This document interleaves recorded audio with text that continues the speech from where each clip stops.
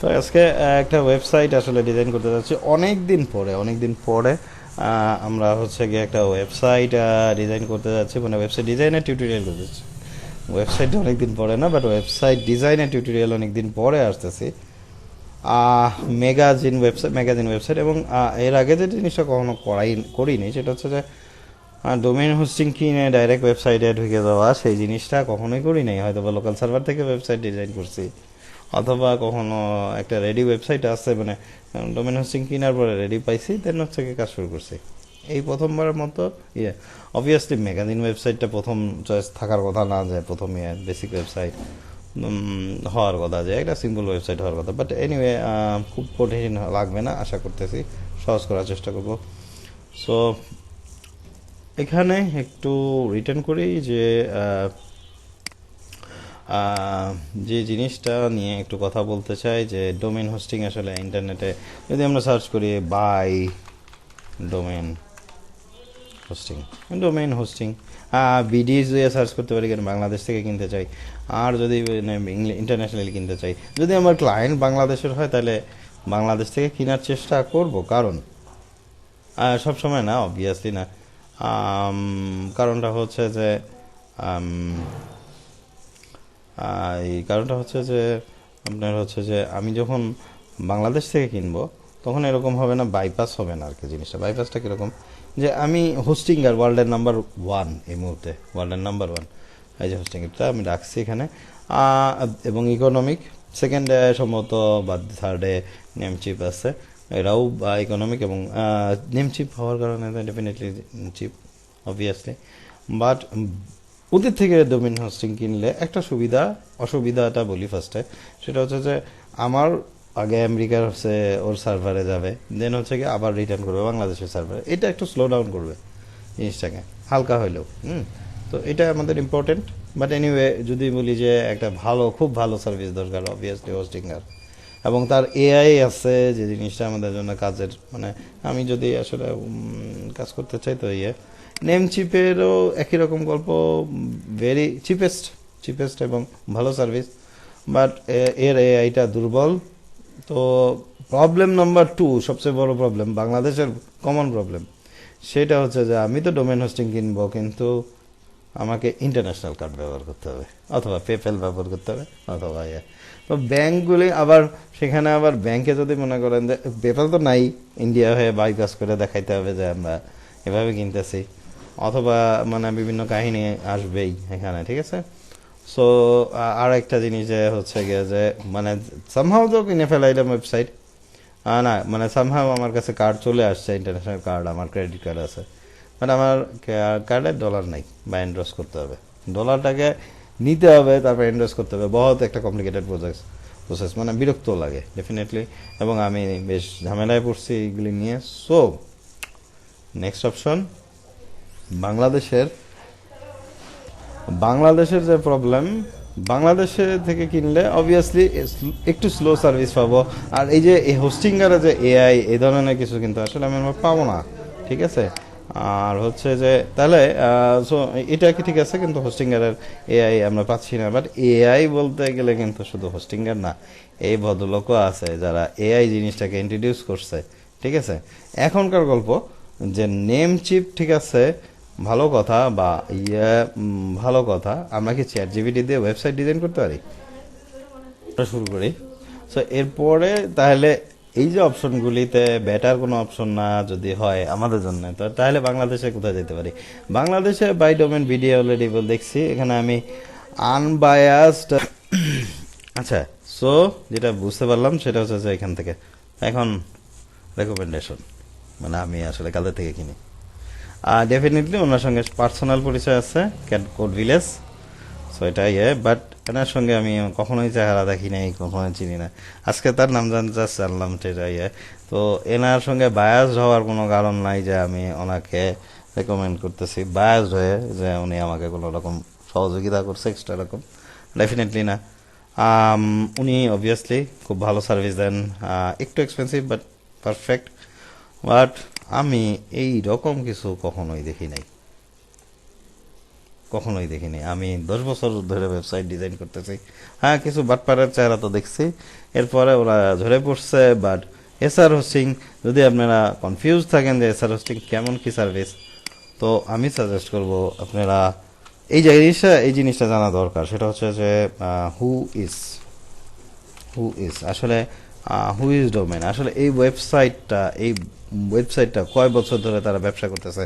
Like নিজের একটু প্রচারণাও করে দিই। হ্যাঁ, অবশ্য আমার মাঝখানে হয়েছে। তো এসআর রেজিস্টার্ড অন 2022 সালে, তার মানে হচ্ছে এখন 26 সাল, অন্তত 4 বছর ধরে তারা ব্যবসা করতেছে।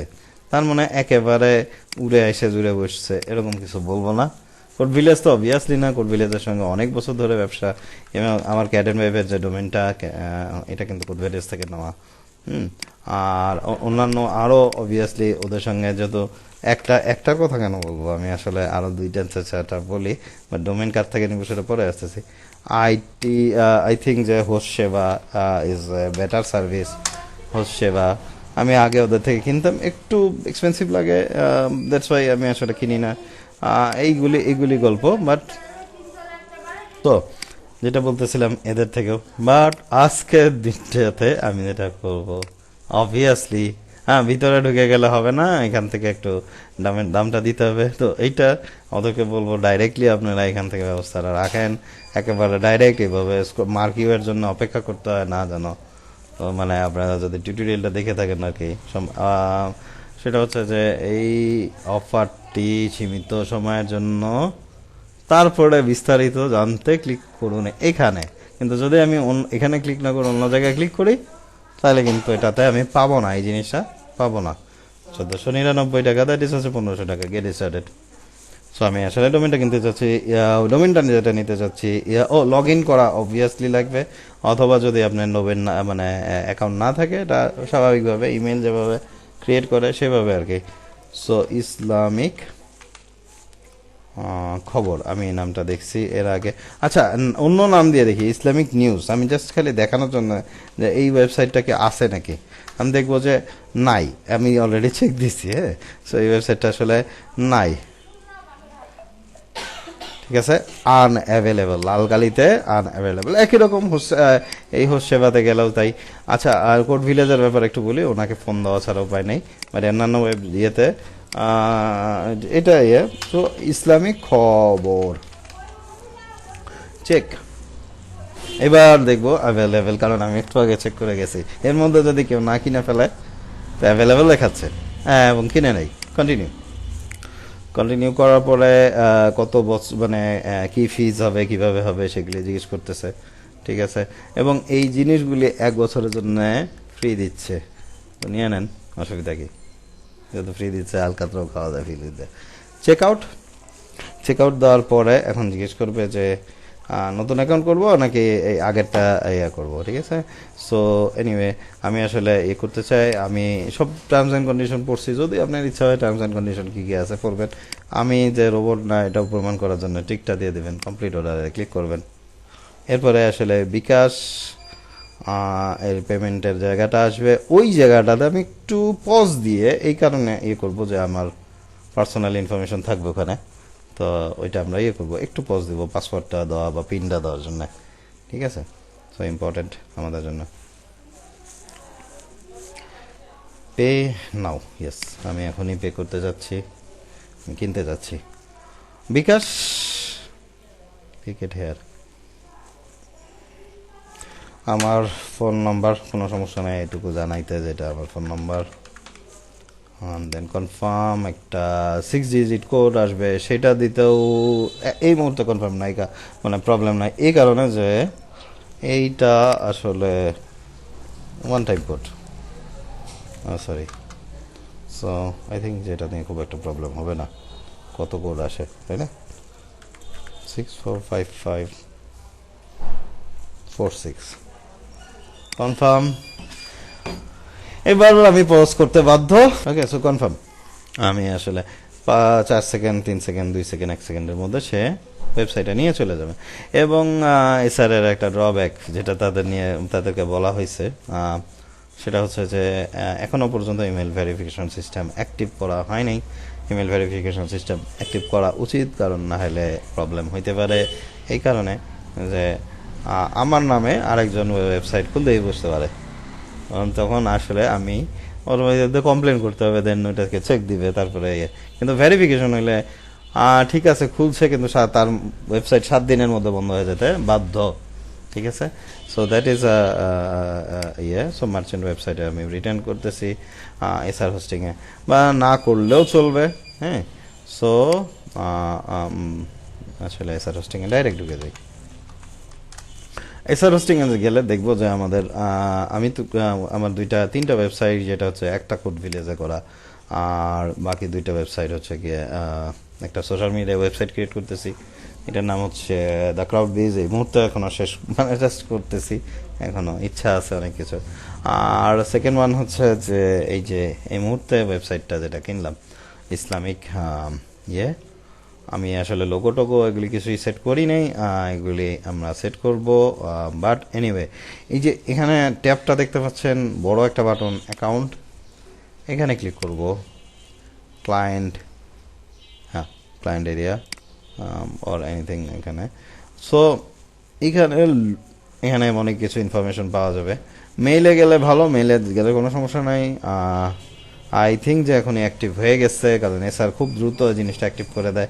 অন্য ওয়েবসাইটে আমি দেখছি যে বেশ 1-1.5 ঘন্টা, কিন্তু অনেক ওয়েবসাইটে আগেকার গল্প, নেমচিপ থেকে যখন ডোমেন কিনতাম, হাউসিংয়ের থেকে কখনো কিনা হয় নাই, বাট নেমচিপ থেকে যখন ডোমেন কিনতাম এই গল্পটা ছিল। So log in with C panel কি, সোজা কথা যদি বলি যে আমি যদি একটা ট্রেন চালাচ্ছি, তো সেটা যদি একটা ইঞ্জিন ঘর থাকে, সেটার নাম হচ্ছে সি প্যানেল। আমি সরাসরি এখান থেকে স্টার্টিং পয়েন্ট নিতে পারি, যেখানে একটা ওয়েবসাইট বিল্ড করতে যাচ্ছি।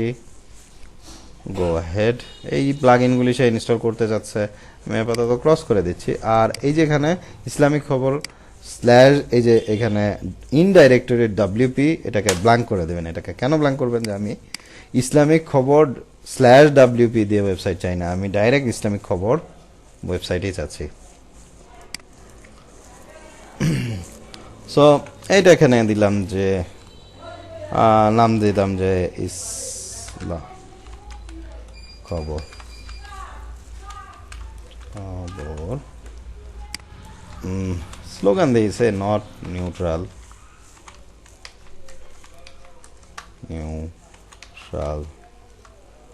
ইসলামিক, মানে ঠিক লিখছে নাকি, ইসলামিক। আচ্ছা, দেন হচ্ছে এখানে আমার নাম দিলাম, সো ইউজার নেম দিচ্ছি, এরকমই কিছু চেঞ্জ করতে পারবো পরবর্তীতে, এবং চেঞ্জ করে নেওয়াই উচিত, যেহেতু ইউটিউবে যাচ্ছে জিনিসটা। পাসওয়ার্ড একটু পজ দেই, বাট এনিওয়ে দিতে চাইলে দিতে পারি, না দিতে চাইলে না দিতে পারি, মানে পাসওয়ার্ড তো আমি ডেফিনেটলি চেঞ্জ করবো। আরেকটা জিনিস আছে কি জেনারেটর, ইচ্ছা করলে এভাবে পাসওয়ার্ড জেনারেট করতে পারি, যেটা শক্ত পাসওয়ার্ড বানাবেন এভাবে আপনি করতে পারেন, বাট এটা জীবনে মনে রাখতে পারবেন না, তো তখন এটা কপি করে নিয়ে, আমি যেটা আগে করতাম কপি করে নিয়ে এখানে রেখে দিতাম, তো সেটাকে পরে ওইটাকে কপি করে করে ইয়ে করতাম। কিন্তু ওয়ার্ডপ্রেসের পাসওয়ার্ডটা একটু সহজ রাখতে চাই, এই কারণে যে আমার নিয়মিত ওই জায়গায় লগ ইন করা লাগবে। সি প্যানেলের ক্ষেত্রে যদি বলি, না আমার এখানে নিয়মিত লগ ইন করা লাগবে না। কেন? কারণ আমি এখানে কমপ্লিকেটেড কাজ করার জন্য আসবো সি প্যানেলে, আর ওয়ার্ডপ্রেস হইতেছে যে সকালে চা খাইতেও এখানেই আসবো। ঠিক আছে, তো এইরকম গল্প যদি হয়, তাহলে আমি আসলে ইয়ে করতেছি, আমি এখানে পজ দিয়ে আমি স্ক্রল ডাউন করে নিয়ে চলে আসছি নিচে। এই প্লাগ ইনগুলি বলতেছে যে এগুলি রাখবেন না, আপনার ইচ্ছা, যদি রাখতে চান। আই থিঙ্ক এটা আমার দরকার নাই। ইমেল উইথ SMTP, লগ ইনাইজার থাকুক, এটা থাকলে ভালো, মানে 3বারের বেশি আপনি ইয়ে করতে পারবেন না। ইমপ্রুভ ওয়েবসাইট SEO আর কি, কুকির দরকার নাই আপাতত। লিমিট লগ ইনের time, improve page speed, obviously speed বা প্রিমাইজেশন দরকার, এটা SMTP, ওকে ফাইন। ইনস্টল, এটা ইনস্টল হচ্ছে। হ্যাঁ, এটা কমপ্লিট হবে, যদি কোনো রকম ভুল না করে থাকি, কমপ্লিট হয়ে যাওয়ার কথা। যদি ভুল করি, তাহলে আবার ওই ফেরত জায়গায় নিয়ে যাবে, বলবে যে আবার ইয়ে করো। সো islamickhobor.com একটা ওয়েবসাইট, কিন্তু এখনো পর্যন্ত নট সিকিউর, একটু সময় নেবে স্বাভাবিকভাবেই, হ্যাঁ, এটা আমি জানি না একটু কি সময় নেবে, স্লো। সো আমি হচ্ছে স্ল্যাশ দিয়ে ডব্লিউপি ড্যাশ অ্যাডমিন এভাবে লিখতে হবে যখন আমরা ওয়ার্ড পেজে ঢুকতে চাবো। এখনো পর্যন্ত রিচ করে নাই, দেখি আরেকবার ট্রাই করি।